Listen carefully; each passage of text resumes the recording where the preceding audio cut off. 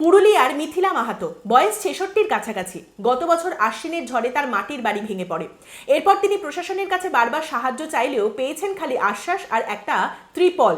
এরপর থেকে মিশন নির্মল বাংলার আওতায় তৈরি হওয়া একটি শৌচালয়ে ঠাঁই নিয়েছেন মিথিলা মাহাতো। তার বক্তব্য, গত মাস ধরেই তো এখানে ত্রিপলের ছাউনির নিচে রান্না করছি আর এই শৌচালয়ের মধ্যে মাথা গুঁজছি। কেউ তো দেখার নেই, কেউ তো সাহায্য করার নেই, কষ্ট হলেই বা কে কি করবে। ভোটের আগে নেতারা বড় বড় গাড়ি করে প্রচার করতে আসেন আর তারপর ভোটের দিন গাড়ি করে ভোট কেন্দ্রে নিয়ে যান, তারপরে আর কেউ খোঁজ খবর রাখে না। তৃণমূল কংগ্রেস পরিচালিত পঞ্চায়েতের প্রধান বলছেন এই মহিলার নাম আবাস যোজনার তালিকায় নেই, আর তাছাড়া এই মহিলা যে এরকম দুর্দশায় রয়েছেন সে কথা তিনি জানতেন না। আর বিজেপির তরফ থেকে প্রশ্ন করা হচ্ছে, প্রধানমন্ত্রী তো আবাস যোজনার টাকা দিয়েছিলেন, তাহলে এই সমস্ত মহিলারা সেই টাকা পাননি কেন? যদিও তৃণমূল কংগ্রেস এই প্রশ্নও তুলেছে যে প্রধানমন্ত্রী তো আবাস যোজনার টাকা পয়সা আটকে রেখে দিয়েছেন, তাহলে এই মহিলারা কি করে পাবেন এই সমস্ত টাকা?